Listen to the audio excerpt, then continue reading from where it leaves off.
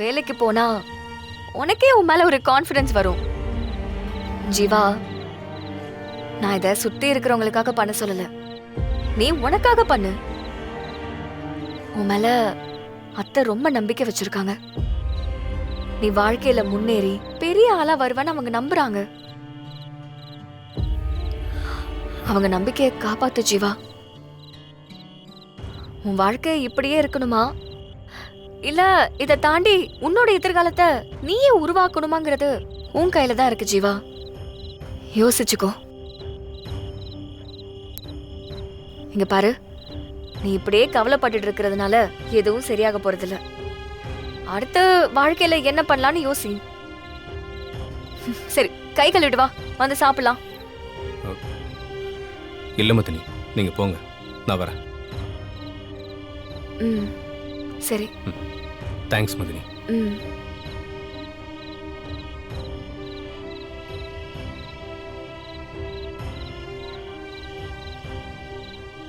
மதினி சொல்றதும் சரிதான். நாம இப்படியே இருந்தா எவனும் நம்மளை மதிக்க மாட்டான். ஒரு வேலையை தேடிக்கணும். இன்னைக்கே நம்மளை மொத்தமாக அசிங்கப்படுத்தியிருப்பாங்க. ஆனால் மீனாட்சி என்னை வெளியெடுக்க ட்ரை பண்ணா. அவளுக்கு ஒரு தேங்க்ஸ் சொல்லிடலாம். முயற்சி பண்ணா எதுவும் முடியும்னு இப்போதான் மதினி சொல்லிட்டு போறாங்க. ஓ, என் அக்கா உனக்கு அட்வைஸ்லாம் பண்றாளா? சில விஷயம் சொன்னாங்க. அவங்க சொன்னதும் நியாயமாக தான் இருக்கு. அதான் ஒரு முடிவெடுத்திருக்கேன். என்ன முடிவு?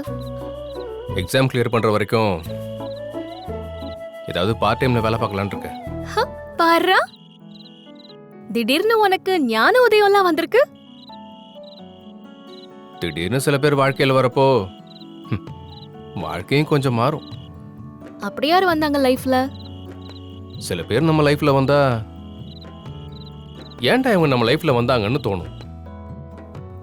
ஆனா சில பேர் வந்தா இவங்க வந்ததுக்கு அப்புறம் தான் நமக்குன்னு ஒரு லைஃப் வாழலாங்கிற எண்ணம் தோணும்.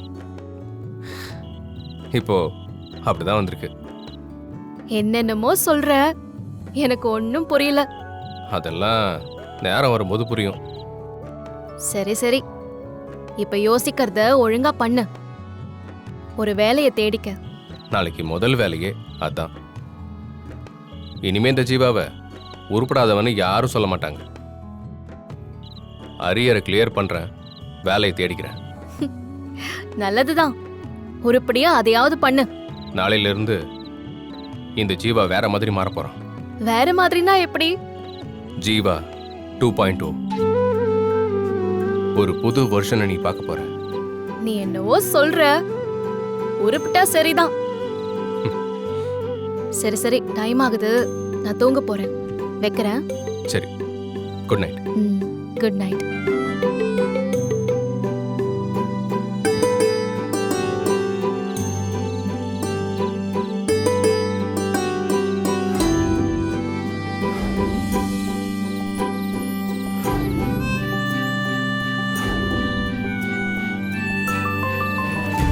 என்னாச்சு ஆதி?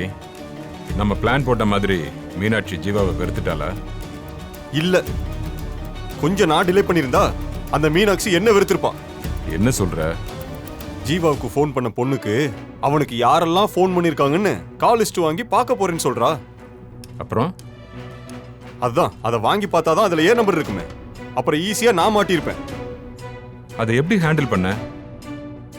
வேற என்ன பண்றது? அப்புறம் அந்த இன்ஸ்பெக்டருக்கு கால் பண்ணி ஜீவா நிரபராதின்னு சொல்லி உடனே அவனை ரிலீஸ் பண்ண சொல்லிட்டேன்.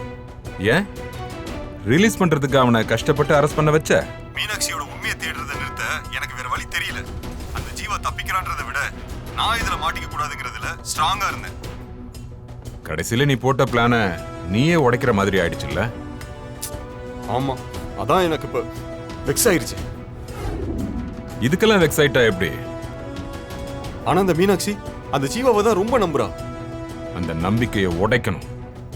அதுதான் எப்படின்னு எனக்கு தெரியல. இதுக்கே டயர்டான எப்படி ஆதி?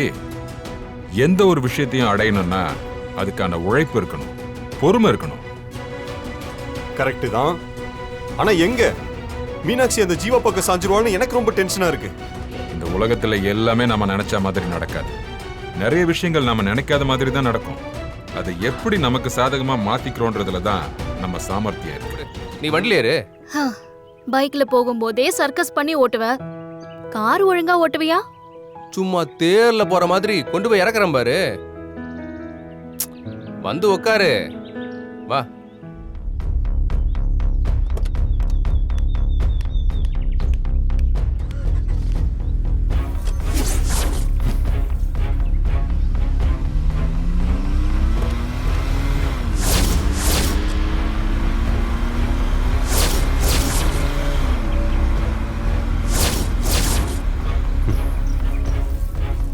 இன்னும் நீ அவன் கூடவே சுத்திக்கிட்டு இருக்கேல்ல, உன்னை எப்படி என்னை தேடி வர வைக்கிறேன்னு பாரு.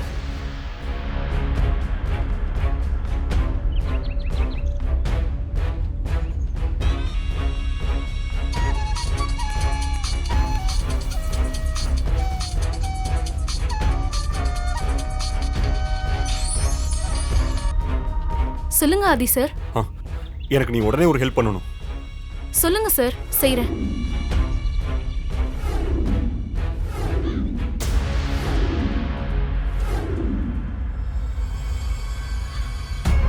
சரிங்க சார். இதை மட்டும் கரெக்டா பண்ணிடணும். ஓகே சார், நான் பாத்துக்கிறேன். Okay, thanks.